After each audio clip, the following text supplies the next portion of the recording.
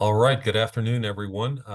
Welcome to the White House Fellows podcast, where each month I talk to one of my fellow fellows about the program, about our respective years as White House Fellows, and about how the fellowship has changed our lives and careers. We'll also answer your questions and provide some tips for the application process as we go.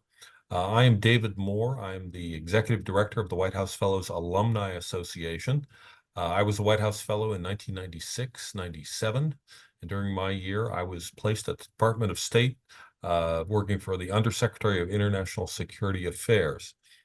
During our podcast today, I'm going to be talking with Mike Harrison, who was a White House Fellow in 2018-19, where he was placed in the Office of the Vice President. Mike is a career infantry officer in the U.S. Army. He led soldiers in Asia and Europe, including a total of 28 months deployed to Afghanistan. Just prior to his fellowship year, Mike served as the executive officer of the 3rd Armored Brigade Combat Team and led 4,100 soldiers as a member of the 4th Infantry Division. His volunteer work includes serving as a mentor for the West Point chapter of Big Brothers and Big Sisters. He's also coached youth basketball and soccer.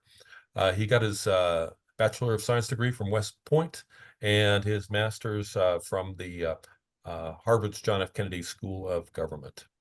And just a few weeks ago, Mike retired from the Army. So I want to hear about his plans for the next chapter here during our conversation. Mike and I are going to talk for about 30 minutes, and then we're going to open up the conversation to take your questions. And let me begin by telling you a little bit about the White House Fellows Program, just some high-level details. It was created in 1964 during the presidency of Lyndon Johnson, and it has continued through 11 presidents. Typically, the President's Commission selects about a dozen White House Fellows each year. A total of 879 have been selected, and currently we have 799 living White House Fellows. They are from across the country. It is a nonpartisan program. That's an important point to emphasize. And we take applicants from across the country. The placements, I mentioned I was placed at the State Department. That's essentially your day-to-day work assignment as a White House Fellow. And White House Fellows are placed all across the executive branch. So Department of Labor, Department of Homeland Security, Department of Commerce, Department of Justice, in the White House, at the agencies like NASA and the CIA. And so it's a fascinating opportunity for us individually to work in these offices, but also collectively to learn from each other about leadership in the other offices and other departments. It is truly an opportunity to serve at the highest levels of government, and for a person early in their career, it's an amazing opportunity to really see, understand how Washington works, and how so much of what happens in this country and in our government depends on the work of great Americans and great civil servants and other professionals in the various agencies. As you probably know, if you've done a little bit of research, there are only 2 eligibility requirements to be a White House Fellow. You have to have completed your undergraduate degree, and you must be an American citizen. Now, on our website, and I'll say more about these when we get to the Q&A session, but on our website, whff.org, we have a whole bunch of frequently asked questions. And as we hear new ones, interesting ones, we add them to the list, trying to be as transparent as possible about the process, both because there is an intensive selection process that lasts almost 8 months, and then followed by a placement process in one of the agencies across government.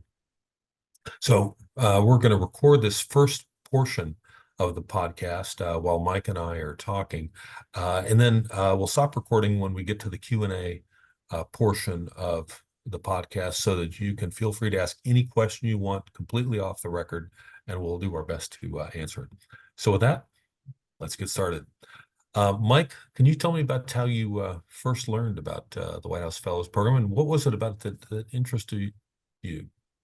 Absolutely, David. Great question. And thank you so much for having me today. And most importantly, to all of those tuning in, curious to learn more, I would encourage you to consider applying, because like David alluded to, it really was a transformative year for me, but more importantly, it changes the outlook and the trajectory of your life. So I first heard about the White House Fellowship because I had a close mentor, like all of us. A lot of our success is predicated on those that invested in us ahead of time. And so that mentor shared with me his own experience as a White House fellow. So he worked in Mrs. Obama's office, and during his time there as an active duty Army officer, was able to focus on a project that really aligned with his values, and more importantly, what he was curious about, which was how do we answer this question of military spouse engagement and licensing, as well as their employment. And so from there, he really took off on a very unique trajectory within the military. And from that, this passion that he's parlayed in the private sector really is what has driven him. And so as someone who benefited from his investment in me and the encouragement to apply, that's where I first learned about it. And like many of you, I looked at the Wikipedia page. I tried to do as much research as I could. And even then, I think it was hard for me to really answer this question of what exactly is the White House Fellowship. And so, as David alluded to, it's created 60 years ago. And really, I think I would argue that it really comes down to this idea of taking incredible Americans like all of you that are on this call, and you bring them into the White House and you expose them to senior decision makers. You expose to how these decisions are made, the intersection between national, state, and local dynamics and interests, and figure out how to create the optimal policy for American citizens. And so as part of this, it's about civic engagement, it's about humble and curious leadership, and it's about the relationships that you will gain and the knowledge, then expertise that you will take away from this, you will apply in whatever respective sector that you come from and where you will return to. And so for me, I was very blessed to have people invest in me. And my hope is at the end of this is only the beginning of the conversation with all of you. And so if you have any questions moving forward, we are here to help make sure that you are armed and you're excited and you do consider applying. Thanks, Mike. So I have to ask, who was the fellow mentor and that encouraged you to apply? Jason Dempsey. So Jason Dempsey. Okay, great. Yep. He was a fellow from 2009, 2010. And so very blessed, like all of us. He invested in, and even to this day continues to push me, inspire me. Good shout out to Jason. Thanks, Jason. That's right. So let's talk about the application process. Sure. The application includes a written application, and then based on that, about 100 folks are selected to go to regional interviews, and then after those interviews, about 30 are selected for a national round of interviews. Tell me about the process. What you remember as particularly significant, either daunting or otherwise, starting with a written application? So as you think about the written application, this is a chance for you to communicate and differentiate what makes you unique. And so the readers of these applications have the daunting challenge of trying to pull out who are those incredible leaders that they want to invest in from a written application. So as you think about the written application, really what it comes down to is within a finite number of words, you need to figure out how to share your narrative. So whether you're Natalie, whether you're Emmy, whether you are Dylan, and you're thinking about how do I communicate what makes me tick, what I get excited about, and what I could bring to the fellowship, it's about being very deliberate with thinking through how do you use the application and think of it more like a narrative. And each one of those essays ideally introduces the reader to a different aspect of who you are, the stories and the experiences that have shaped you and who you are, the areas that you are most excited about, both professionally and from a civic engagement and volunteer perspective. And then most importantly, as you think about the salient points that they will pull out of the written application that will draw them, and I would argue surprise them. Like ideally, whether it's the application where you're sharing more about your background, your greatest achievement, or your policy memo to the president, it's something that you have a passion for, but at the same time catches their eye and think, you know what? That's really interesting. What Emmy shared about this specific policy area is something I hadn't thought about. So ideally, you need to take some time and reflect. And so when I talk to potential candidates and applicants about the process, really what I would challenge them to come down to is distill down your entire application into answering 3 distinct questions. Why you? Why now? Why the fellowship? So why you is really this question, and that's the meta question is, what is it about you that makes you the right fit, not just for this year as a fellow, but as part of this fellowship community and family that you will be in for the rest of your life. Why now? What is it about this specific time throughout your career arc that makes it the perfect time for you to apply? And as you think about from the fellowship perspective, they want to use this as an accelerant for you in whatever respective career field you're in. So being able to clearly articulate very precisely why the timing is now for you and why they should invest in you now, rather than having a conversation about potentially, we'll have Jen apply next year. And so that's a very important part. And then the third aspect of it is why you, why now, and then most importantly, why the fellowship? What is it about the fellowship that has drawn you in, that makes you apply? Because for everyone on this call and everyone who's listening to this, you are highly successful in whatever respective field you're in. And so for you to be willing to step away for a year, come into the White House, roll up your sleeves, humbly learn, grow, and meet really incredible people, that really should be a question that you can answer very clearly. And what is it about it that informs you, that resonates with you, and excites you about the fellowship? So if you can ensure at the end of your application process, you've answered the questions of why you, why now, why the fellowship, and you're confident they have a holistic answer of who you are, that I think is when you're confident be able to hit that submit button. Yeah, I quite agree. And I think, and you mentioned several of the essays there, Mike. And for any of you online, if you haven't seen all of the essay questions, they are on. We include them on our website, whff.org. Just look up at the top. You'll see an option that says how to apply. If you scroll down, there's a link there to see the actual written application or the questions that are on it. Because the application goes live typically on November 1st each year. It's open for about 3 months, and then it closes down. You've got to submit the application online, but you can look at it now and start writing your essays, because the essays are restricted in length, 200 words or 300 words, or the memorandum to the president is 500 words. I think Mike is absolutely right. It's an opportunity through these essays to show who you are. And I would add to that, surprise them with things about that they might not expect. So, for example, if you're a teacher, when it comes time, you'll write about your professional experience and your community service experience and so forth, and your lifetime goals and why you want to be a White House fellow. But when you get to the policy memo for the president, now not everybody agrees with me on this, but just hear me out. My personal recommendation is show them something they're not expecting. Mm-hmm. So if you write a policy memo about education and you're a teacher, I would say, oh, okay, well, that's right up their lane. That's kind of what they know. Or if you're a doctor and you're writing about a medical issue, or they're saying, yeah, well, that's kind of in their lane.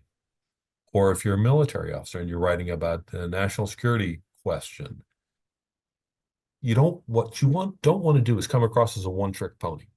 So I suggest trying to use the essays as much as you can to show the breadth of your experience and understanding of the world. And I say that very intentionally because they are hiring, in a White House fellow, they are hiring someone who they can trust to serve as a special assistant, as an advisor to a senior cabinet official. So they want to be sure that you know about more than just education policy if you're an educator, more than just medicine if you're a doctor. They want to be sure that you can provide good counsel. And the other thing that I say is, well, people say, but gosh, if I'm going to write a memo to the president, I have to understand the issue better than anybody in the world. Well, here's a little secret about leadership at the senior levels. By the time a decision gets to a cabinet official or the president, there are no cookie cutter solutions. There are no experts who know exactly what to do. Because if there were, the answer would have been answered the question would have been answered a long time before. And so anytime you get to really tough issues, it needs a unique approach and a new approach. And usually people in the trenches in those agencies are trying to figure it out as it's happening. What's a presidential level decision? Open up the newspaper, although newspapers are quaint. People don't read those anymore. Open up your news feed and see what the president is grappling with on any given day. Mm-hmm. Those are the kinds of issues that are presidential level decision. All right, so that's the written application. That gets you in the door for the interviews. Mike, the regional interviews and the national interviews essentially use the same format. The interviews are about 20 minutes long. It's usually two or three people asking you questions. Um, can you share some experiences you recall from the regionals and then from nationals with those interview questions and beyond just the formal interviews, the sort of informal interviews that surround that process?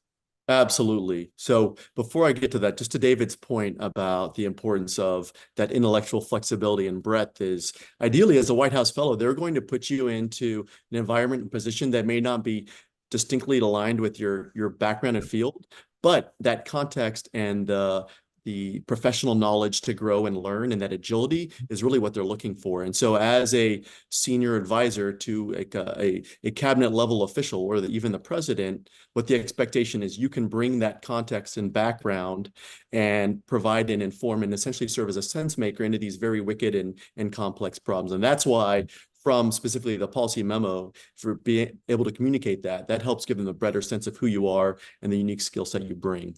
And so to the difference between the written application, regionals and nationals, really what it comes down to is the amount of time you're able to spend with your peers and more importantly, with the people that you will be interacting with that will ultimately make the decision on if you continue to move on. And so I mentioned initially about the written application. It's about as clearly and articulately as you can communicating who you are and what makes you unique within the written application. Then the next step when it comes to regionals is being able to translate that into in-person discussions. And over the course of those 2 days, interact with the regional panelists and with your peers to be able to present that in a setting in which you are memorable and there is harmony between what they saw on paper and what they experienced in person. And I think the best way to do that is first having someone, an accountability partner when you're writing your online application. So whether it's your spouse, your grandfather, your sister, or someone that will hold you accountable that knows you just as good as you are, that can sit down and read your essays and say, you know what, Sarah, you're missing this. This is what makes you unique. And making sure that you've communicated effectively via the written word who you are. And then over the course of those 2 months in between when you submit your application and when you start regionals, you take and you pull out those salient threads and you create stories around each one of those aspects of who you are. So when it comes to the questions, why you, why now, why the fellowship, have some stories that resonate because stories are memorable. And when you are a panelist and you're dealing with 12 or 14 people over a 2-day period, those stories stick out. Stories such as, what was your greatest failure? Who is your hero and why?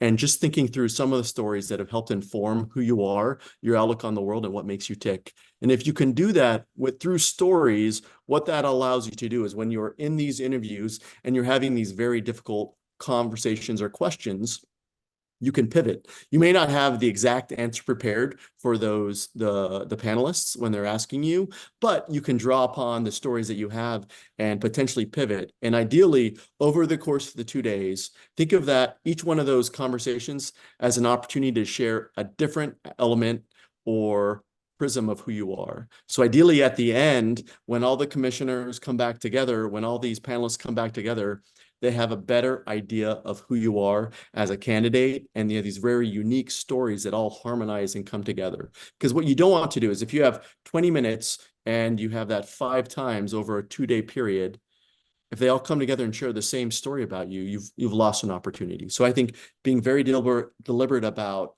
figuring out how to distill down who you are in some very unique points and then have stories to build around that. And so for regionals, that is important because you will only have 2 days, so you won't have as much time. And I would approach all of this as more of an opportunity to learn and grow and meet amazing people and not a zero-sum game. The people that come into the White House Fellowship process from a competitive mindset in the sense that they're going to win and someone else will lose, that will very clearly be identified because all of these, the panelists and the commissioners, highly successful in whatever respective field they're in, high emotional intelligence, and what they're looking for are people that are not just incredibly successful, but also good people that are curious and humble and that will continue to contribute after they're part of the fellowship. And so I would challenge you to rethink and reframe how you view this process and more of it as a journey itself. And so for me, some of my closest friends were some of my peers from regionals and nationals didn't make it, that I would argue certainly are more impressive than me. But those are friendships and the knowledge you'll gain and the network. It's really more than just the success and successful outcome. It's more about the journey itself. So if you look at it through that lens, I think, and I'm very confident you'll be more successful through the process because it's about the journey, the people you meet, and what you learn along the way. And Yep. so for regionals, 2 days, and you'll likely start out with a dinner where you'll get to meet each other. You'll introduce yourself, and really it's a chance just to meet the panelists who will be interviewing the next day, as well as your fellow prospective candidates. And so I would take the time to get to know the candidates, and because they will all come from really unique backgrounds. And the beauty of the fellowship and the process is that you will meet people that you would have never ever met in whatever respective community or field you're coming from, that you can learn from and you'll benefit from. And then the next day, over the course of the day, iteratively, you'll have 20-minute periods where you'll go into a room and you'll have a conversation with them about one aspect of who you are, your policy memo, or some questions, everything ranging from national security to iambic pentameter written word. So I would say for regionals, really it's spending the time to be able to clearly articulate and harmonize what you see on paper with what they now see in person. And so Mhm. the difference between that and regionals is now regionals, there are 30 finalists. And so as David Nationals. mentioned, Yeah. 12 to 15 fellows each year. And so at this point, everyone there is incredible. And so really what it comes down to, the commissioners who are the ones ultimately choosing the fellows, is trying to find the right fit for the class. And so this is just the regionals on steroids in the sense that you're trying to communicate who you are. Don't try to fake it. Be who you are. You are special for a reason. You are there for a reason. And the goal is, I would argue for you, is if you continue to focus on, this is about the journey, this is about the experience, this is about my peers and these lifelong friendships that you will make, I think you'll be more successful. And whether you are selected or not, you will benefit and look back on that time fondly. Yeah. The one thing I would add, Mike, is that the other thing that they're looking for are people who will work well as part of a team. They're not looking for individual superstars necessarily. They're looking for people who can be good teammates with their fellow fellows in their class and with the office, with the people where they're placed in their, in their respective agency. Um, yeah, nationals is about 3 days long. And I tell people the most important quality that you need to succeed at nationals is stamina. For a reason. And then from that, a group of fellows is chosen. 11 to 19 is the official range. Typically, about 15, maybe a few more, a few less each year. And then once the selections are made, uh, the new class of fellows is brought back to Washington, D.C. in July to go through a series of placement interviews across the executive branch. And those interviews are very different from um, the selection interviews, because now once you're selected as a fellow, you're going to be placed somewhere. And so it's really more about finding the best fit for what the agency or department needs and what your interests are. Sometimes fellows want to go to a place where they feel they can bring immediate professional expertise. For example, doctors might want to go work at Health and Human Services. Educators might want to go work at the Department of Education, and that's fine. But sometimes, and I think some of the richest experiences are when people go to places that are completely outside their normal day-to-day wheelhouse. So, they might go to the Department of Energy if they're a doctor, and say, what can I bring? And of course, the answer is there are fascinating ways to contribute at any placement, wherever you are. So Mike, let's talk about the fellowship year. Give us a sense of sort of, you worked in the vice president's office. Give us a sense of what was it like, sort of a day in the life of a White House fellow, and try to give us Absolutely. a little bit of the work piece and Sure. then the education piece. So here I am, I'm coming from the military. I don't even own a suit. And so as I'm transitioning, this cognitive dissonance set in between the professional sector and now working in the White House. And so, to David's point, wherever you are placed, if you approach that opportunity with some intellectual humility, a curiosity, and a willingness to invest over time in those relationships across whatever respective placement you're in, you will bear the fruits. And over time, what they will see is that you are highly competent, whether you have zero background in healthcare, emerging technology, or finance. What they see is that you are someone that they can trust, you're competent, you're trustworthy, and you are a fast learner. And I guarantee everyone on this call is in that category. And so I was placed in the vice president's office, and I was initially put on the team that focused on external engagement and domestic policy. And so, to David's point, that is not an area that I had any background in, coming from the military and quite a bit of time overseas. But really what it comes down to is, especially in the White House and at the strategic level, a lot of it is about relationships, trust, and the willingness to listen and ask the right questions. And so for me, within my first week on the job, I'm planning and overseeing the execution of the repatriation of U.S. remains from North Korea to the United States. And so it was a very poignant, very powerful event at the Korean War, or at the Korean War Veterans Memorial in DC. And you have cabinet level officials, you had international officials there. And for me, that's when it hit home that, like, if you lift your eyes up above the horizon and look at what you represent and what you're working on, there's a lot of amazing impact for our country. And that, I think, is, as a military background, the apolitical nature of the fellowship is something that we hold sacrosanct. And what I'll tell you is, it doesn't really matter where you fall on the political spectrum.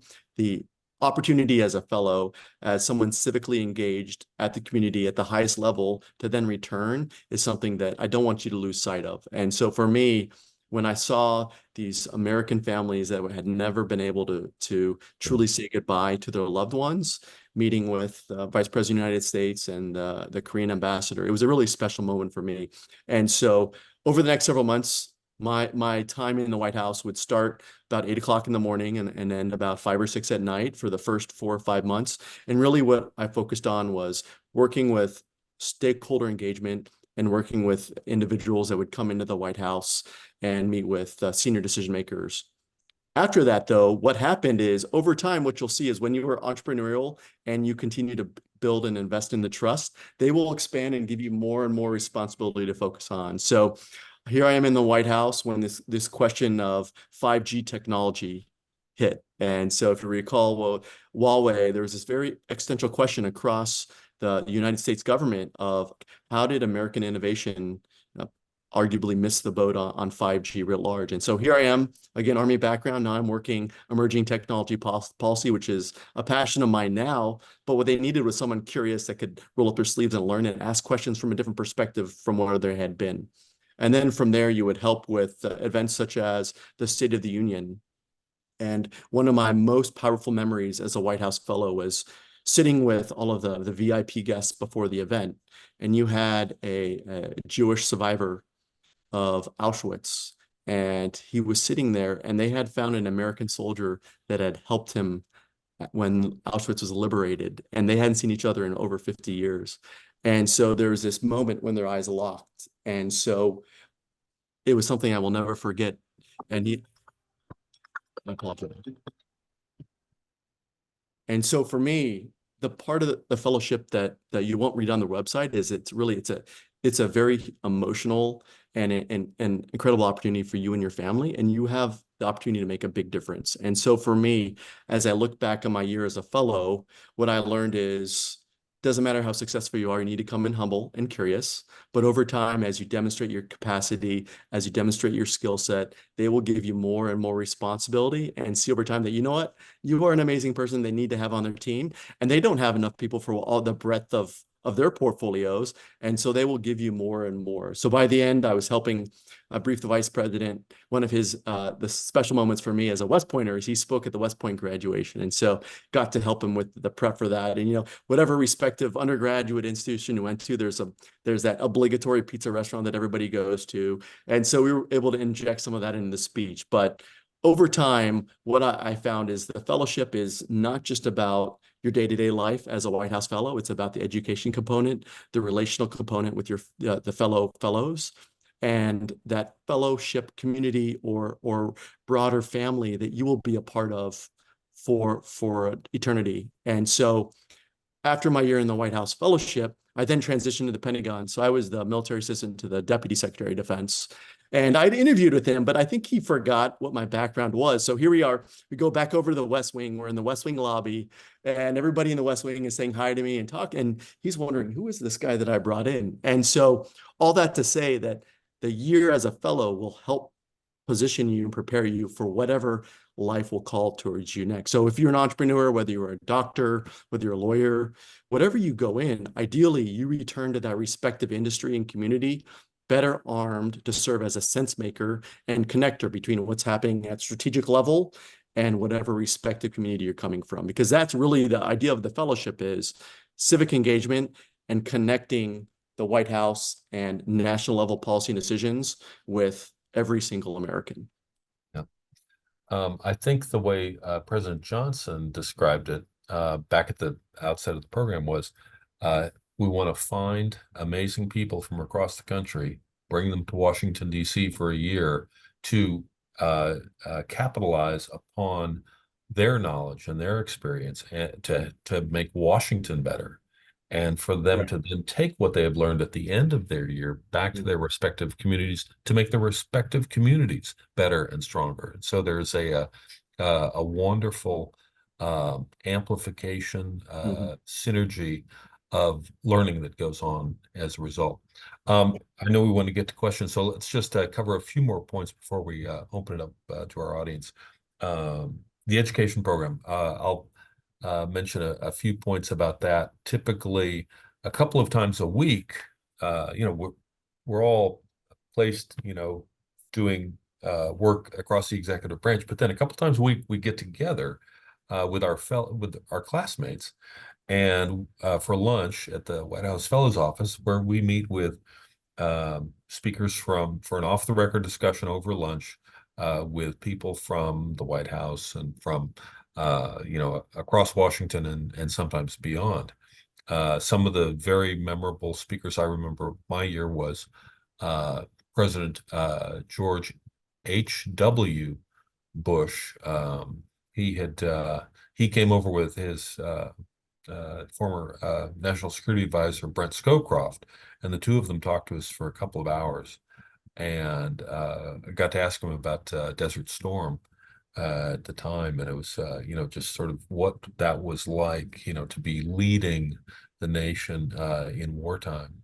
Um, you know, and then there's also not every year, but on occasion there are international trips, domestic trips as well, where you can study policy issues either here in our country or Mhm. potentially overseas. We had a chance my year to go to South Africa, and Nelson Mandela had just been elected president. To our great dismay, he was sick the day we were supposed to meet with him, but we met with de Klerk, with whom he co-shared the Nobel Prize, Peace Prize. We also went to Robben Island, where Mandela had been imprisoned. But I think our most memorable meeting of all, and the most amazing speaker I heard all year, was Archbishop Desmond Tutu, and he Wow. was just. Um, it was almost as if he was speaking a different he was speaking in perfect English, but on a level that was just above everyone else I've ever heard. He was amazing. So the education program is a wonderful complement to this fantastic work experience at the highest levels. Um, and those are two of the amazing things you take away from the fellowship experience. But I think perhaps the most enduring legacy from the program, it's not just what it does for your career, but the network of friendships you develop initially with your own classmates, and then later in later years with fellows from other classes who may have similar interests, and because we get together as often as we can, both as classmates and also as groups of fellows, we, reconvene in Washington, D.C., several hundred of us every year. And about 35 of us just got back from a White House Fellows alumni trip to Europe, where we went from Amsterdam to the beaches of Normandy, tracing, World War II from, the beginning with the Holocaust, there, visiting the Jewish Memorial, the Jewish Museum, and the Anne Frank House.